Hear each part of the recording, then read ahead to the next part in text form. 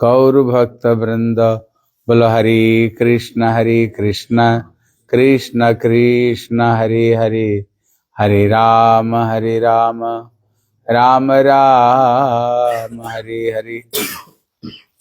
सर्वप्रथम मेरे गुरुपाद पद्म नित लीला प्रविष्णु विष्णु पाद अष्टोत्तर शत श्री श्री श्रीमद् भक्ति श्री रूप सिद्धांत गोस्वामी महाराज के चरण कमल में अनंत कोटि साष्टांग दंडवत प्रणाम करता हूँ। तत्पश्चात मेरे शिक्षा गुरुपाद पद्म नित लीला प्रविष्णु विष्णु पाद अष्टोत्तर शत श्री श्री श्रीमद् भक्ति वेदांत श्रील नारायण गोस्वामी महाराज के चरण सरोज में श्रद्धा पुष्पांजलि अर्पण करता हूँ। उपस्थित समस्त वैष्णवियों को यथायोग्य प्रणाम। हरे कृष्ण। हाँ, गतकल हम लोग श्रवण कर रहे थे श्री चैतन्य महाप्रभु जब अपना गृहस्थ लीला कर रहे थे। गृहस्थ लीला में लोक शिक्षा देने के लिए महाप्रभु क्या करते थे? महाप्रभु विशेष करके दो उपदेश दिया है। बोले दो काम कर लो संसार से उद्धार हो जाओगे। बोले दो काम किया। बोले प्रथम नंबर वैष्णव का सेवा करो और दूसरे नंबर भगवान का नाम कीर्तन करो।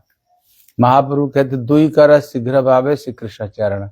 ये दोनों काम करने से जल्दी हमें भगवत प्राप्ति हो जाएगा। पहला काम है वैष्णव का सेवा करो, भक्तों की सेवा करो। बोले भक्तों की क्यों सेवा करे? बोले कारण है भगवान का जो निवास है भक्तों का हृदय में ही भगवान का निवास है।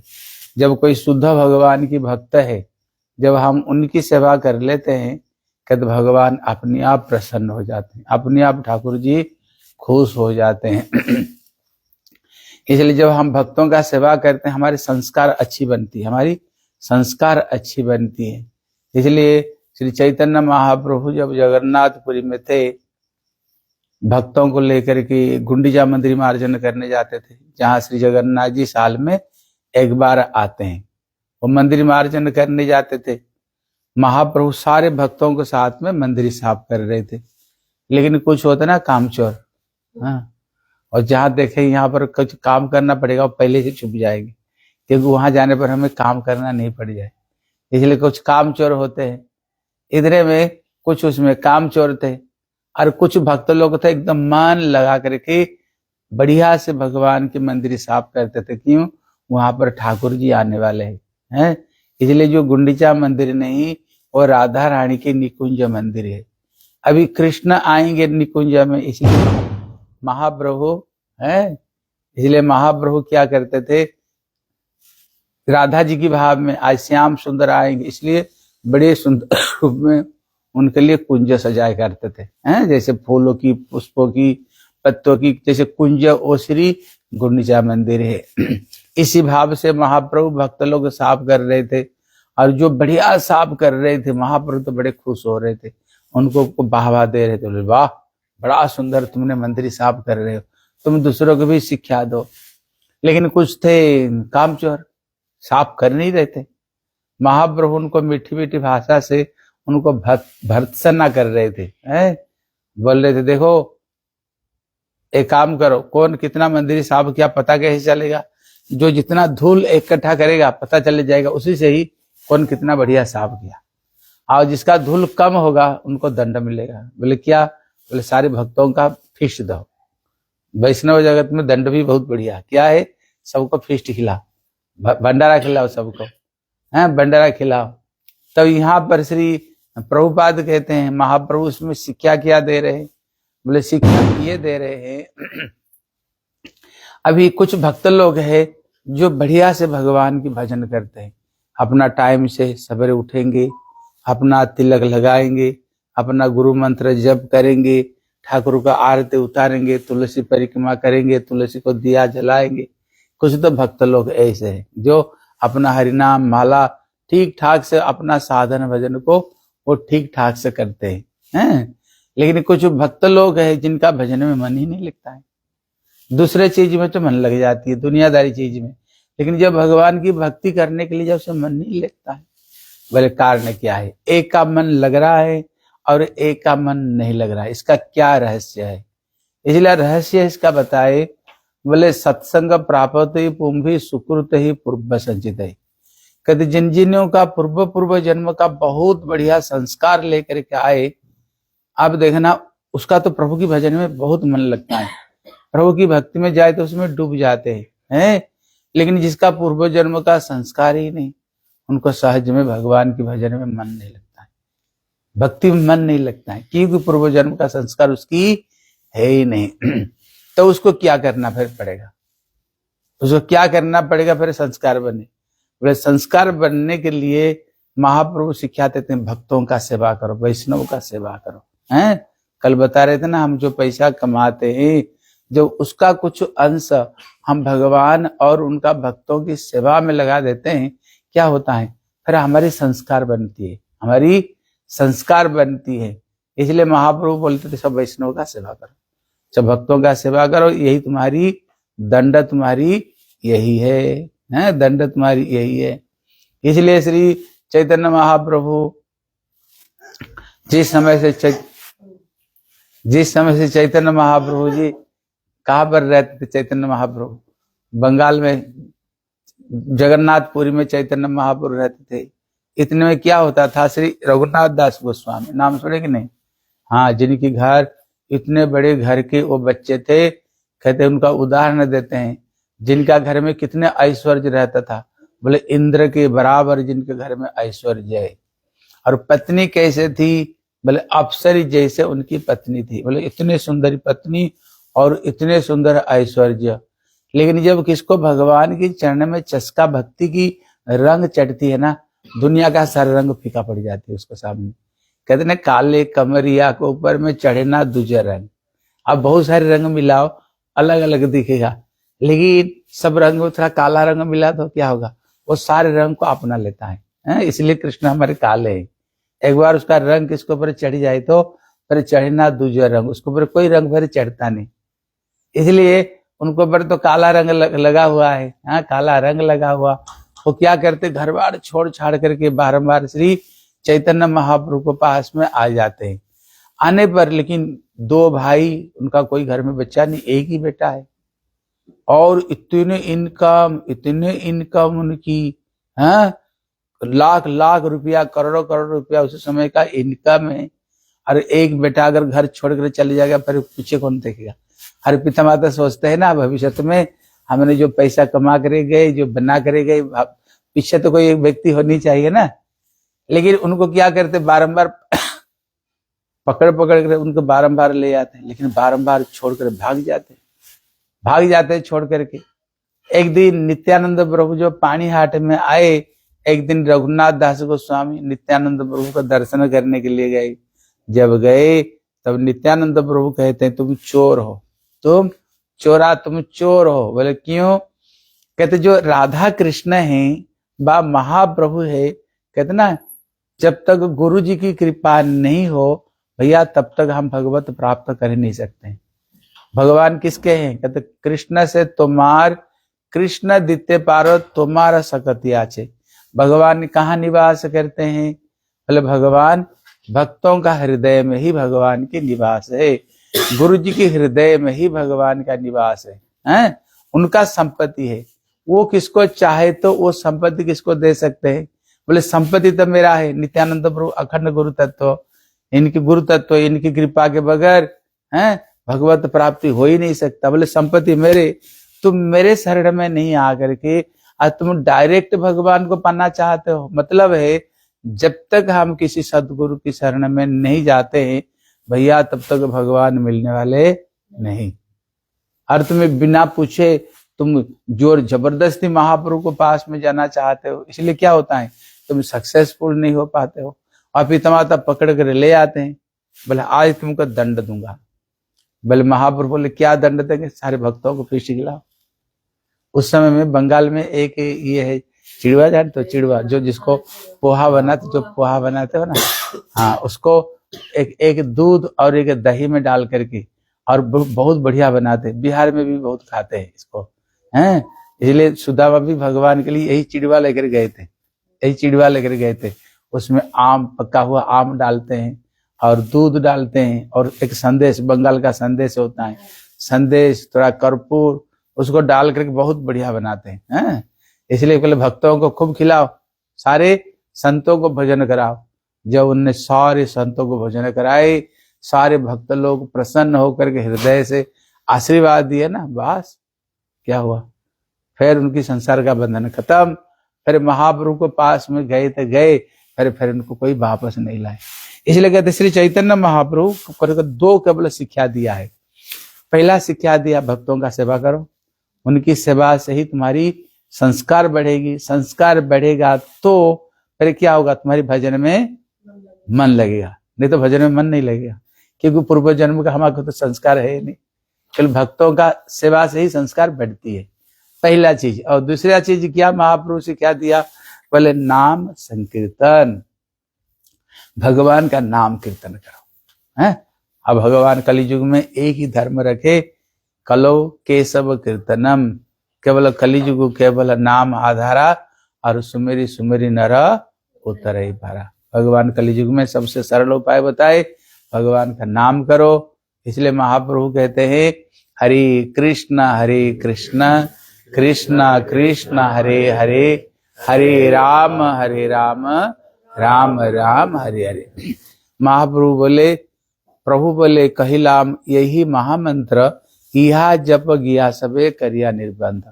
महाप्रभु कह रहे हैं मैंने तुमको जो हरि नाम दिया इसको नियमित पूर्वक करो, हैं नियमित पूर्वक। एक समय गुरुदेव एक माता जी को बोले हरि नाम करती हो, बोले मन मन में। तब गुरुदेव बोले खाना कैसे खाते हो, मन मन में ना, एकदम प्लेट में बढ़िया कर लगा कर। बोले प्लेट में खाती हूँ लगा करके।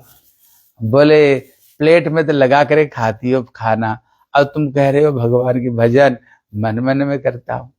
तब गुरुजी ने पूछा ये बताओ पति पैसा कमाता है, बोले बढ़िया पैसा कमाता है। बोले किसको देता है, बोले मेरे को सारे पैसा देते हैं, सारे पैसा। गुरुदेव बोले इसको गिन कर रखता ना, बिना गिने रखती हो। बोले महाराज जी सारे पैसा को एक एक कर गिन गिन के रखती। गुरुदेव ने कहा जो पैसा तुम्हारे साथ में नहीं जाएगा उसको तो तुम गिन गिन के करते हो रखते हो, और जो जाएगा उसको तो बिना गिने करते हो। इसलिए कहते हैं भक्ति हमारी बढ़ रही ना भक्ति घट रही है, कैसे पता चलेगा, हरि नाम से। इसलिए महाप्रभु बोले यह जप गया सबे करिया निर्बंध। सब काम के संसार में देखना सारे काम को नियम से करते हैं, नियम से करते ना बिना नियम से करते हैं, पूरा नियम से, तभी तो संसार चल रहा है। एक दिन अगर कुछ मत करो देखना क्या होगा, घर सारी चीज इधर पड़ा रहेगी उधर पड़ा रहेगी, घर गंदा रह गया। लेकिन घर का काम भी नियम से करते हैं ना, स्नान करते हैं नियम से, खाते हैं नियम से, और भगवान की जो असली चीज हमारे साथ में जाएगा उसको भी सबसे पहला तो वह नियम रखनी चाहिए, भजन का नियम। क्यों, यही हमारी अंतिम संबल, अंतिम समय में जाएगा यही। इसलिए महाप्रभु कहते हैं हरि नाम को नियम से करो। दूसरा उदाहरण दिया नियम से क्यों करनी चाहिए, उदाहरण देते हैं जैसे एक बच्चा स्कूल पढ़ने जाता है, लेकिन क्या सचमुच से पढ़ने जाता है, ना पढ़ने का नाम करके बच्चों को साथ में खेल कूद कर वापस आ जाता है। पता कब पड़ेगा, जब उसको एग्जाम आएगा, है ना, जब उसको एग्जाम आएगा कितना उसने मार्क रखा उससे पता चलता है। फर्स्ट डिवीजन में आए ना, सेकेंड डिवीजन में ना, थर्ड ना, फेल हुआ, वो मार्क से ही पता चलता है। कहते उसी तरह हमारी भक्ति बढ़ रही ना भक्ति घट रही है, किससे पता चलेगा, माला से। माँ मतलब मन, ला मतलब होता है लाना, जो अपना मन को विषय से हटा करके भगवान के चरण में ला दे। इसलिए सारे संत लोग माला में ही हरि नाम करते हैं, सबके सब माला से ही, उससे पता चलता है भक्ति बढ़ती है घटती है, ठीक है ना। इसलिए हमें नियम बनानी चाहिए। इसलिए हम सुन रहे थे ना, महाप्रभु बोले जब तक कोई लखपति नहीं बनता है उसका भोजन मैं नहीं करता हाथ का। मतलब जो रोज 1 लाख हरि नाम नहीं करता है उसका हाथ का भोजन मैं स्वीकार नहीं करता हूं। तो हमारे स्वामी महाराज कहते हैं भैया एक दिन में अगर लखपति नहीं बन सकते हो, 4 दिन में तो लखपति बन जाओ। मतलब कम से कम 16 माला तो करो। उनका जो ये है ना, कम से कम 16 माला से नीचे कभी नहीं उतरनी चाहिए। 16 माला करने के लिए समझो कितना समय लगे, 1.5-2 घंटा के अंदर में 16 माला तुम्हारी हो जाएगी। क्या 24 घंटा में क्या ठाकुर के लिए 2 घंटा नहीं निकाल सकते? दुनिया के लिए तो बहुत सारे समय निकालते हैं, दुनिया के लिए बहुत सारे समय निकालते हैं, और जो धोखे देने वाले, हर जगत में किसी को खुश भी नहीं कर सकते हो। बता रहे ना, जगत में किसी को तुम खुश कर ही नहीं सकते हो। भले ही जीवन अपना किसके सेवा करते करते जीवन दे दो, मर जाओ किसके लिए। थोड़ी सी अगर थोड़ी सी भूल चूक हो जाएगा तो बोलेगा मेरे लिए तुमने क्या किया, बोलते कि नहीं संसार में। हाँ, इसलिए क्या करो, कितना माला करने के लिए कोशिश करो। हाँ, वो कहते स्वामी महाराज, अगर तुम रोज रोज 16 माला करोगे ना, वो बहुत बड़ी बात कहते हैं। अगर वैकुंठ का सीधा दरवाजा में अगर तुम नहीं जा पाओगे, मैं तुमको पीछे दरवाजा से तुमको भगवान का धाम में पहुंचा दूंगा। और इतने बड़े वो दायित्व लेते हैं, ठीक है ना। इसलिए कोशिश करनी चाहिए 16 माला से ऊपर नीचे कभी नहीं उतरनी चाहिए। अब देख लेना, जब एक जगह में बैठ कर आप भगवान का नाम जप करो, इतने आनंद आएगा, इतने आनंद आएगा। जितना समय आप भगवान की भजन करते हरिनाम करोगे, उतना समय ही मन का चैन भी मिलेगा देखना। और वहां से मन हटते ही ये नहीं हुआ, ये नहीं हुआ, वो करना, ये वो, दिमाग में कितना चीज घूमती रहती है ना, दिमाग में कितना चीज घूमती रहती है। और दूसरी चीज ये है, कितना करते हो तुम कन्हैया, मेरा नाम हो रहा है और तेरी कृपा से सारे काम हो रहा है। जब भगवान की भजन करते हुए कोई काम करोगे, भगवान खुद कहते हैं ये बात को, भगवान रिस्पॉन्सिबिलिटी लेते हैं गीता में। कहते हैं अर्जुन अनन्य चिंतयन्त माम ये जनाः परिजुपासते तेषां नित्याभियुक्ता नाम योगाक्षम वहामि अहम्। कृष्ण स्वयं कहते हैं जो अनन्य रूप में मेरे शरण में आते हैं, मेरे शरण में भक्ति करते हैं, उसको जो घर में जो चीज नहीं, मैं सर पर रख कर घर में पहुंचाता हूँ। और जो चीज घर में है, जो चीज घर में है, मैं स्वयं एक नौकर बन करके उस चीज को, मैं दरवान बन करके उसका सामान को रखवाली करता हूँ। भगवान इतने बड़ी बात कहते हैं, ठाकुर जी इतने बड़ी बात कहते हैं, ठीक है ना। इसलिए महाप्रभु दो उदाहरण, दो कहते, दो काम करो, क्या, भक्तों का सेवा करो और भगवान का नाम संकीर्तन।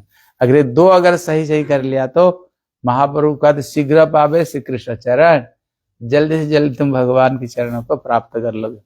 तो यहाँ पर कहते जो विष्णु प्रिया थी, महाप्रभु का जो पत्नी थी, जो विष्णु प्रिया थी, वो क्या करती थी, यहाँ पर कहते हैं स्वस्तिक मंडली, कहते देवगृह करने से स्वस्तिक मंडली शंख चक्र लिखे न हैया कुतूहली।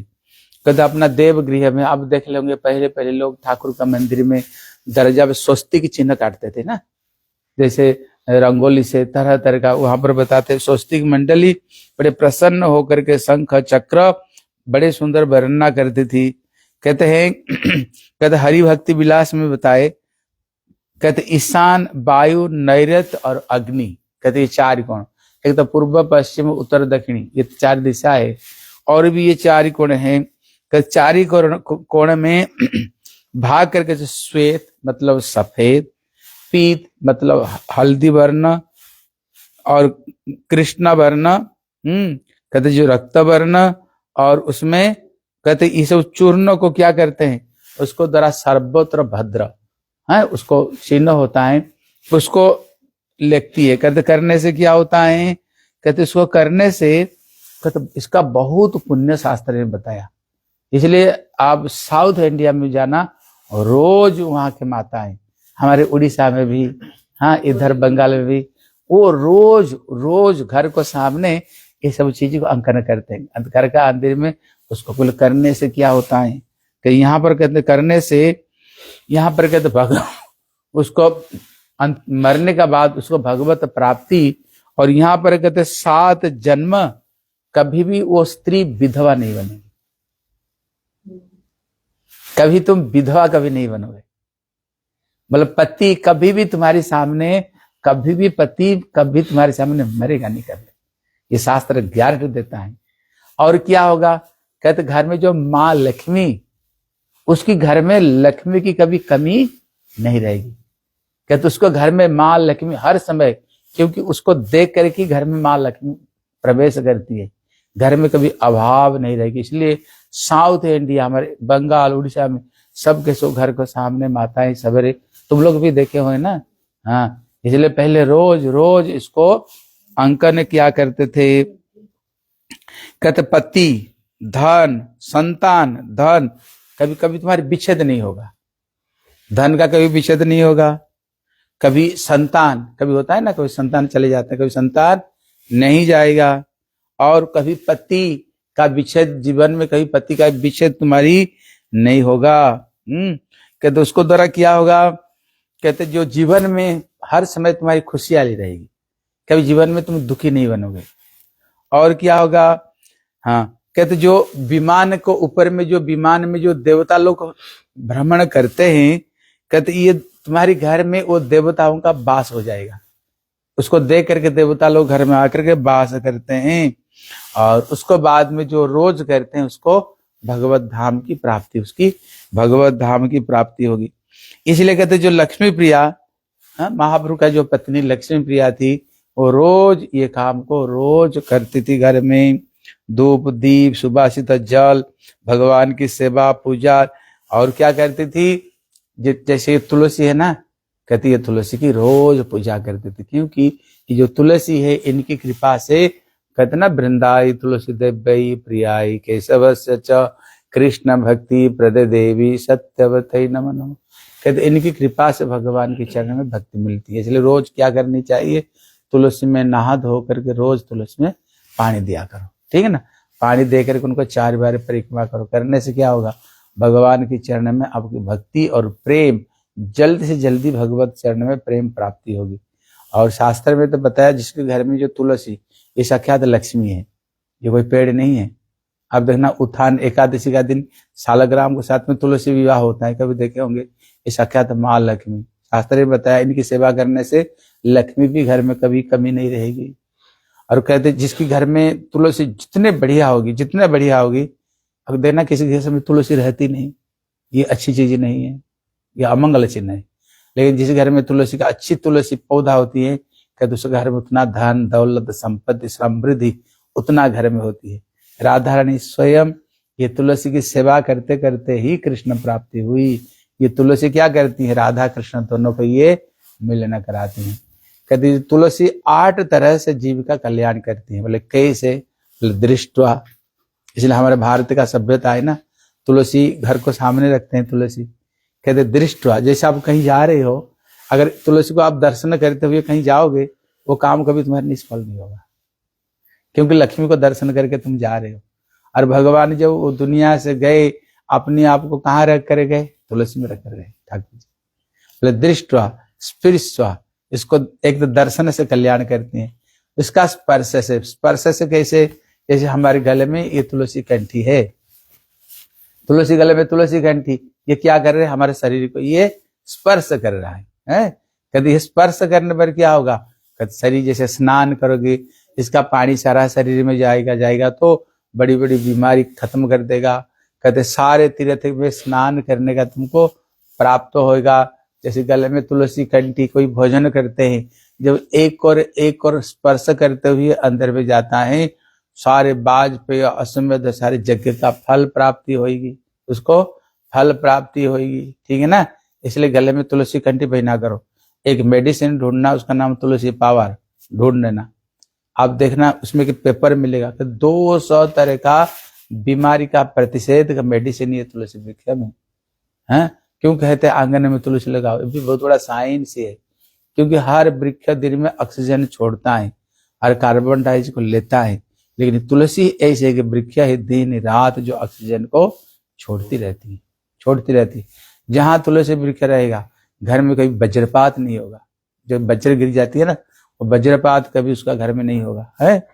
इसमें इतने अभी नासा में 2000 तुलसी पौधा लेकर गए उसको रिसर्च करने के लिए। कहती है हिंदू लोग ये पेड़ पूजा क्यों करते हैं, पेड़ में है क्या चीज है, ये पेड़ में क्या है। इसलिए दृष्टा स्पर्शवा, स्पर्श से है, तथा ध्याता, तीसरा तरह से कैसे कल्याण करते हैं, ध्याता मतलब होता है ध्यान। जब तुलसी का हम ध्यान करते हैं इसके भी कल्याण करती है। नमिता, जैसे हम रोज तुलसी को प्रणाम करते हैं ना, तुलसी को वृंदाई तुलसी देव्यई बोल करके प्रणाम करते हैं, वो प्रणाम से भी जीव का कल्याण करती है। श्रुता, जैसे अभी तुलसी की महिमा को हम श्रवण कर रहे हैं, इससे भी कल्याण करती हैं। रोपिता, रोपिता मतलब होता है जैसे तुलसी। अगर कोई व्यक्ति घर में तुलसी पौधा को रोपण करता है, बोले तुलसी पौधा को रोपण नहीं करता है, मानो अपना हृदय में भगवत भक्ति को रोपण करता है, हैं? भगवत भक्ति को ही जीवन में रोपण किया, इतना महिमा। इसलिए नमिता, श्रुता, ध्याता, इसलिए कहते हैं तुलसी शुभा। जैसे हम तुलसी की परिक्रमा करते हैं, उस तुलसी की जो परिक्रमा करते हैं और तुलसी में जो पानी देते, कहते ये 8 तरह से ये तुलसी वृक्ष जीव का कल्याण करती है। इसलिए यहाँ पर जो विष्णु प्रिया क्या करती थी, ये तुलसी की पूजा, तुलसी की सेवा, ये रोज ये तुलसी की पूजा सेवा रोज क्या करती थी, ठीक है ना। इसलिए हमें तुलसी पूजा, तुलसी सेवा, रोज तुलसी की रोज दिया लगाना, हाँ, तुलसी को जैसे दिया देनी चाहिए, तुलसी को देने से घर में समृद्धि, धन दौलत में कभी किसी कमी नहीं रहेगी। और विशेष करके भगवान के चरण में तुम्हारी प्रेम और भक्ति बढ़ते रहेगी तुम्हारी। इसलिए पहले हमारे हिंदू हर घर में तुलसी पौधा रखते हैं ना, हर घर घर में तुलसी पौधा रखते हैं हिंदू लोग। इसलिए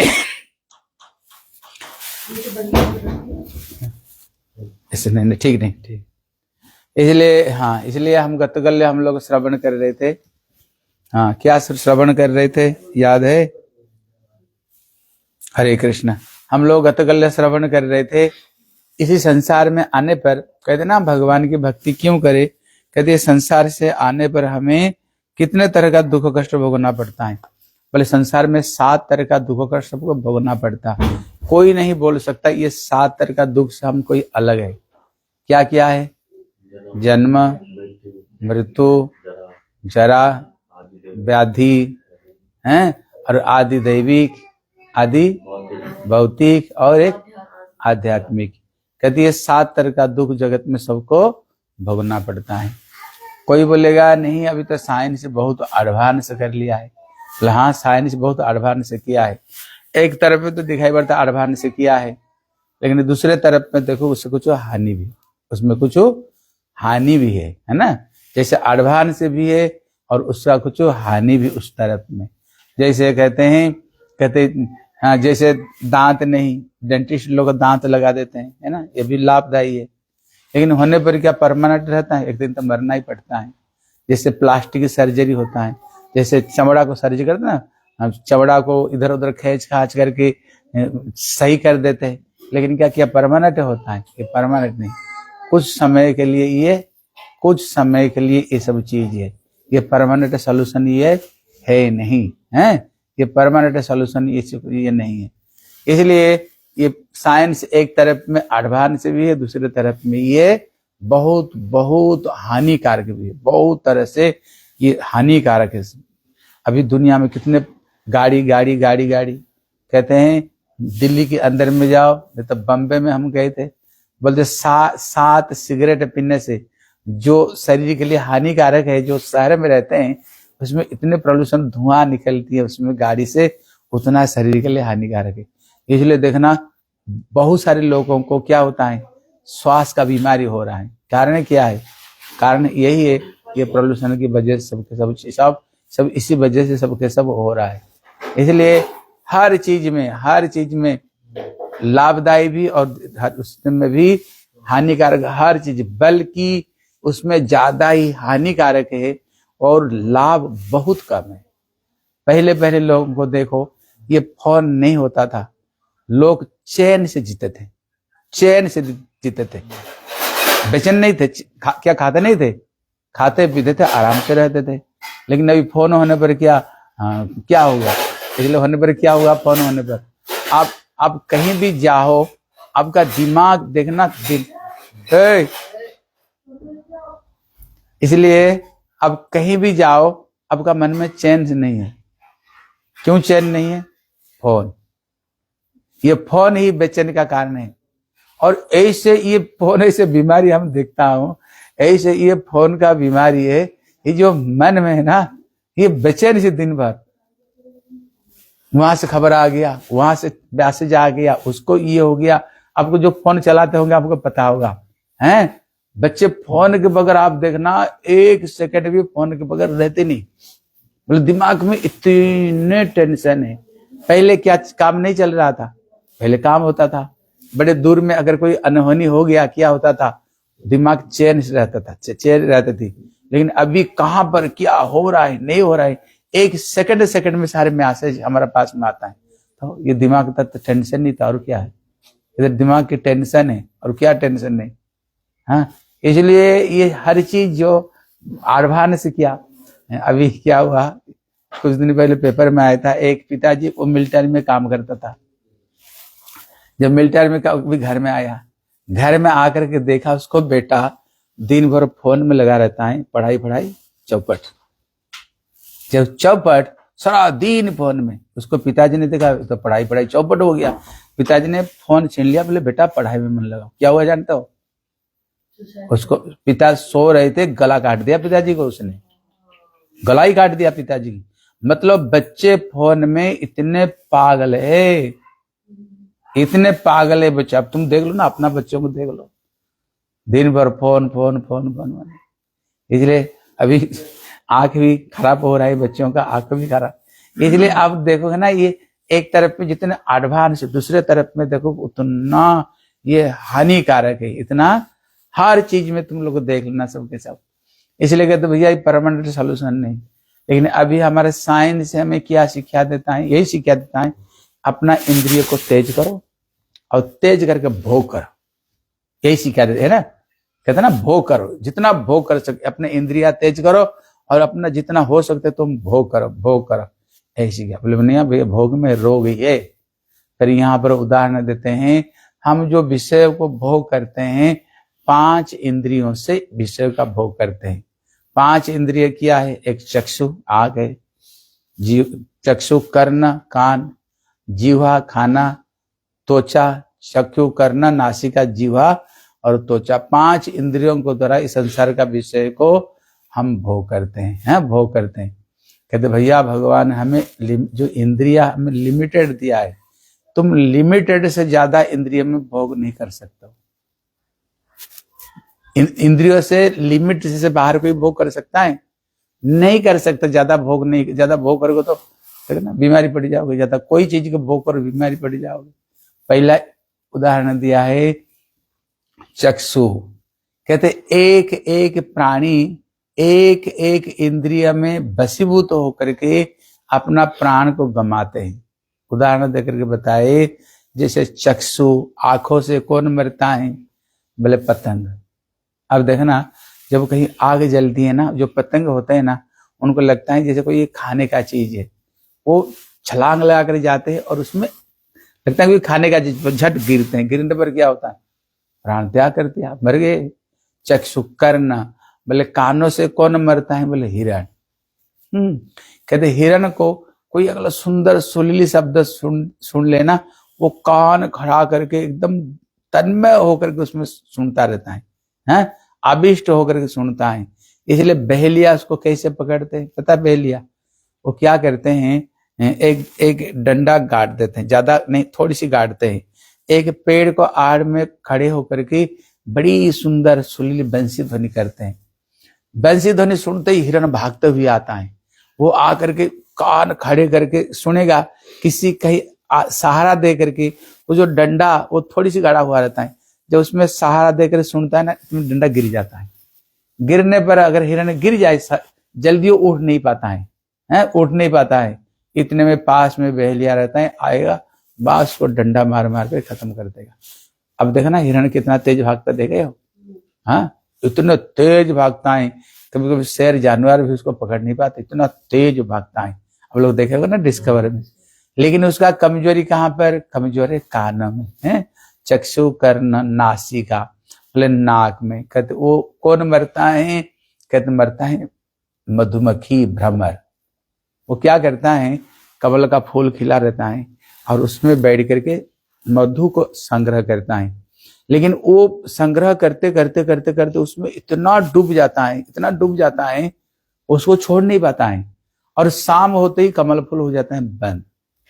कहते जो भौरा वो लकड़ी को भी छेद कर सकता है, लेकिन उसका कमजोर नासिका में, लेकिन इतने कोमल जो पंखुड़े हैं कमल, उसको छेद नहीं कर पाता है।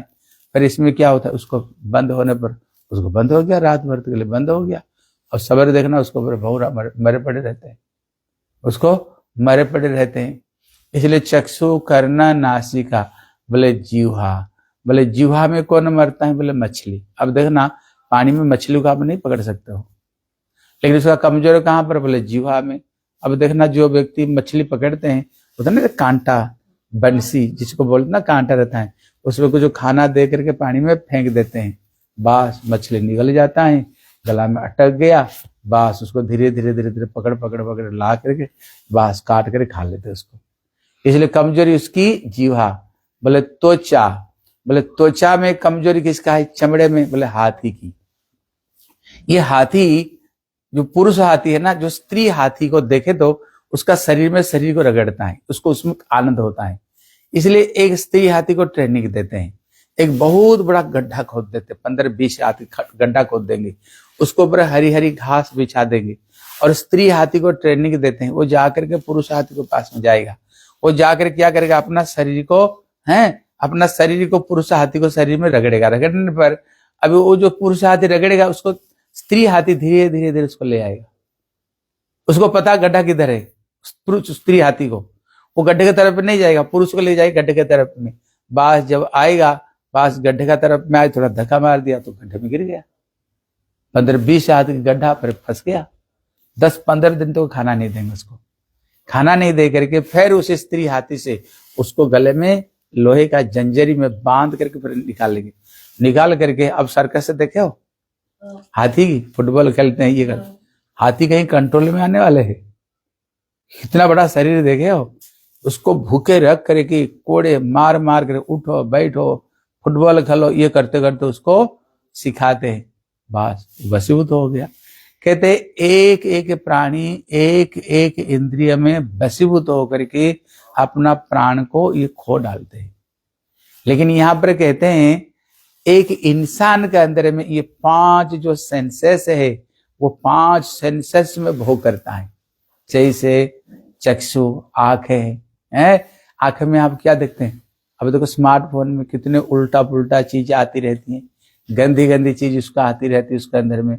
इसलिए आंखों के द्वारा क्या होता है, विषय का प्रति ये आकृष्ट होता है। चक्षु, कर्ण, कान को द्वारा कहते अगर ये कान को द्वारा अगर हम भगवान की कीर्तन सुनते बहुत बढ़िया है, अगर उसको नहीं सुनकर दुनियादारी इधर उधर गंदी गंदी चीज को, फिल्म की गंदी गंदी चीज अगर सुनोगे तो भैया फिर तो मरोगे इसमें।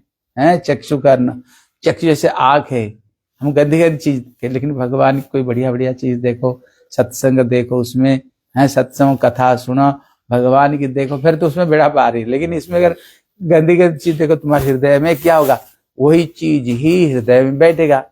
चक्षु कर्ण, बोले नासिका, बोले नासिका में हम क्या करते, बड़े सुंदर सुंदर सेंट को सूंघते रहते, बोले भगवान को अर्पण करके उनको प्रसाद चीज को सूंघो। चक्षु कर्ण नासिका, जीवा, जीवा के द्वारा क्या है, बढ़िया पिज्जा पास्ता बर्गर और उल्टा पुल्टा जो चीज है हम खाते रहते, लेकिन खाओ बढ़िया बढ़िया चीज खाओ, शास्त्र के खाओ, लेकिन बगैर प्याज लहसुन के खाया करो और ठाकुर को भोग ला कर खाओ। भगवान को अगर बढ़िया बढ़िया खाने की इच्छा हो, लाओ बगैर प्याज लहसुन के ठाकुर को भोग लगाओ, बस उनको प्रसाद पाओ।